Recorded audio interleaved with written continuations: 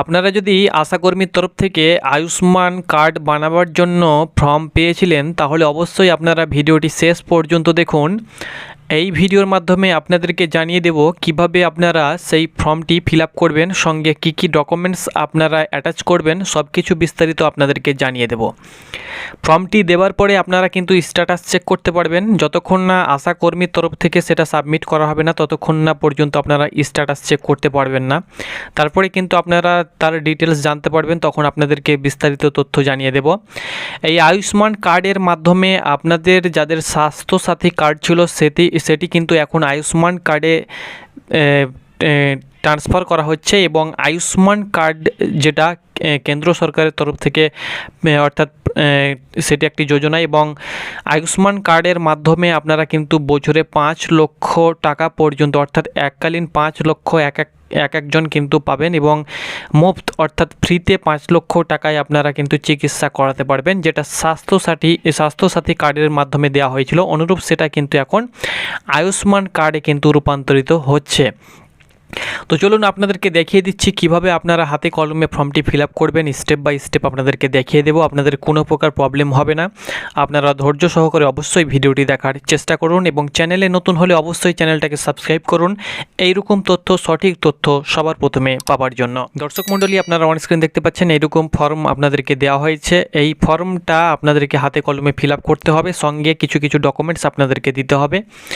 এই ফর্মটি কিন্তু 2টো পাতার ফর্ম, প্রথম পাতা এবং দ্বিতীয় পাতা রয়েছে, 2টো পাতায় কিন্তু আপনাদেরকে ফিল আপ করতে হবে। আপনারা প্রথমত দেখতে পাচ্ছেন এখানে আপনাদের আইডি নাম্বার থাকবে, সঙ্গে এই যে ফাঁকা যেসব জায়গাগুলো আপনাদেরকে ফিল আপ করতে হবে আমি এক নজরে বলে দিচ্ছি, কারণ 50%-এর ওপর কিন্তু ফর্মটি ফিল আপ করা অলরেডি রয়েছে আগে থেকেই। শুধুমাত্র কিছু কিছু তথ্য আপনাদেরকে দিতে হবে।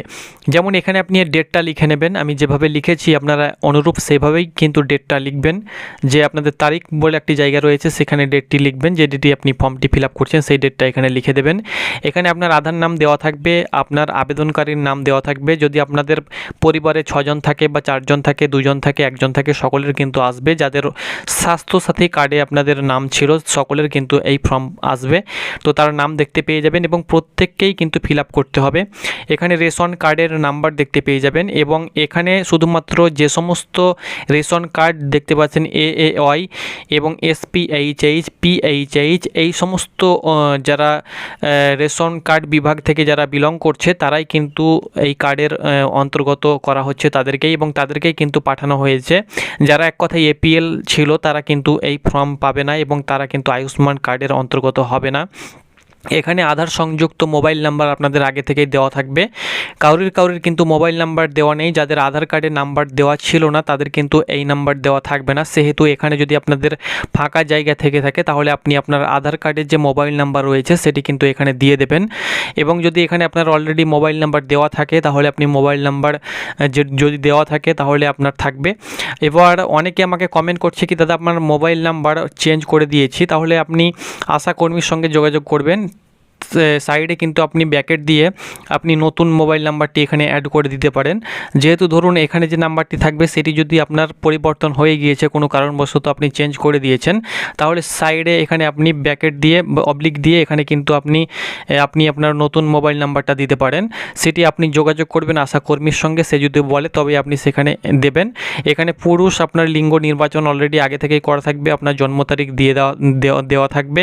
এখানে আপনার সম্পূর্ণ ঠিকানা দেওয়া থাকবে, যেমন আপনি কোন জেলা থেকে বসবাস করছেন, আপনার গ্রামের নাম, আপনার ব্লক, পৌরসভা, তার সঙ্গে সঙ্গে গ্রাম পঞ্চায়েতের নাম। এখানে পরিবারের প্রধানের নাম থাকবে, আপনার ফাদার্সের নাম এখানে থাকবে। এখানে আপনাকে যেটি করতে হবে যে আপনার মোট পরিবারের সদস্য সংখ্যা কজন, যদি 3 জন হয় 3 জন, 4 জন তো 4 জন, 5 তো 5, 6 তো 6, এখানে 6 জন আপনি উল্লেখ করবেন, 4 জন হয়তো 4 জন। আমার যেহেতু 4 জন সেহেতু আমি 4 জন এখানে উল্লেখ করেছি। পরিবারের মা এবং বাবাকে ধরে কিন্তু এখানে 4 জন। প্যান কার্ড এখানে যার নামটি এখানে উল্লেখ থাকবে, অর্থাৎ আবেদনকারীর যে নাম থাকবে তার কিন্তু প্যান নাম্বার এখানে দিতে হবে, যদি তার প্যান কার্ড থাকে। যদি প্যান কার্ড না থাকে তাহলে দেওয়ার কোনো প্রয়োজন নেই, যদি না থাকে তাহলে, আর থাকলে এখানে কিন্তু দিতে হবে। এখানে এপিক নাম্বার যদি 18 বছরের উপরে হয় এবং ভোট দিয়ে থাকেন বা ভোটার কার্ড হয়ে থাকে তাহলে এখানে এপিক নাম্বারটা আপনারা দিয়ে দেবেন। আর এখানে এসি নাম্বার অর্থাৎ অ্যাসেম্বলি নাম্বার আপনারা দেখতে পেয়ে যাবেন, অর্থাৎ আপনার কোন বিধানসভার আপনি অন্তর্গত এবং সেই বিধানসভাটি কত নম্বরে পড়ছে সেটি কিন্তু আপনারা দেখতে পেয়ে যাবেন। যেহেতু আমাদের 294টি বিধানসভা আসন রয়েছে, সেহেতু এখানে 210টি আমার বিধানসভা অ্যাসেম্বলি নাম্বার সেহেতু আমি দিয়ে দিয়েছি। পার্ট নম্বর আপনারা ভোট দেওয়ার সময় যে কাগজটি পেয়েছিলেন, স্লিপ পেয়েছিলেন, সেখানে পার্ট নম্বর উল্লেখ করা থাকবে, সেটি দিয়ে দেবেন। ক্রমিক নম্বরও কিন্তু আপনারা সেই স্লিপে দেখতে পেয়ে যাবেন, সেটাও কিন্তু এখানে উল্লেখ করে দেবেন। এইভাবে আপনারা কিন্তু উল্লেখ করে দেবেন। এখানে স্বাস্থ্যসাথী যে আপনাদের কার্ড রয়েছে, সেই স্বাস্থ্যসাথী কার্ডের নাম্বার এখানে এক এক করে দিয়ে দেবেন। এখানে 17 সংখ্যার কার্ডের নাম্বার আপনাদেরকে লাগবে, সেটা কিন্তু স্বাস্থ্যসাথী কার্ডেই কিন্তু উল্লেখ রয়েছে, প্রথম পাতাতেই দেখতে পেয়ে যাবেন, ফ্রন্টেই থাকবে, সেটা কিন্তু এখানে আপনি লিখে দেবেন এইভাবে আমি যেভাবে লিখে দিয়েছি। বাকি এই পেজে আর কিছু আপনাদেরকে করার প্রয়োজন নেই। তারপরে এখানে আপনারা পরবর্তী পেজে আপনারা দেখতে পেয়ে যাবেন, আপনাদেরকে দেখিয়ে দিচ্ছি। পরবর্তী পেজে এখানে দেখতে পাচ্ছেন, এখানে সব কিছু আমার যেহেতু না থাকবে, সেহেতু আমাকে সব কিছু নাই এখানে করে দিয়েছি, কারণ এখানে 8 লক্ষ টাকার বেশি কিন্তু আমার ইনকাম নেই। পরিবারের কোনো সদস্য আয়করের প্রদান করে না, সেই সঙ্গে সঙ্গে এসআইআরে কিন্তু নাম নেই, সেই সঙ্গে সঙ্গে সিএতে কোনো আবেদন আমি করিনি, তার সঙ্গে সঙ্গে আরও অন্য সব কিছু দিয়ে এখানে আমি টিকমার্ক দিয়ে এখানে আমি আমার সিগনেচার করে দিয়েছি বা করবেন। আপনারা আপনার সিগনেচার করে দেবেন, আমি আমার চ্যানেলের নাম এখানে লিখেছি, সেহেতু আপনারা আপনাদের নিজের এখানে সিগনেচার করবেন, আর কিছু করতে হবে না। বাকি এগুলো কিন্তু আশাকর্মীরা করবে। তো এইভাবে কিন্তু আপনাদেরকে ফর্মটি ফিল আপ করতে হবে। এবার এর সঙ্গে যা আপনি দেবেন, স্বাস্থ্যসাথী কার্ড জেরক্স দিতে হবে, ভোটার কার্ড, আধার কার্ড দিতে হবে। প্যান কার্ড সকলের লাগবে না, শুধুমাত্র যারা গার্জেন রয়েছে তাদেরই কিন্তু প্যান কার্ড লাগবে, বাকি কাউরি প্যান কার্ডের প্রয়োজন নেই। তো এগুলো আপনি দিয়ে আপনি আপনার যে আশাকর্মী রয়েছে তার হাতে দিয়ে আসবেন।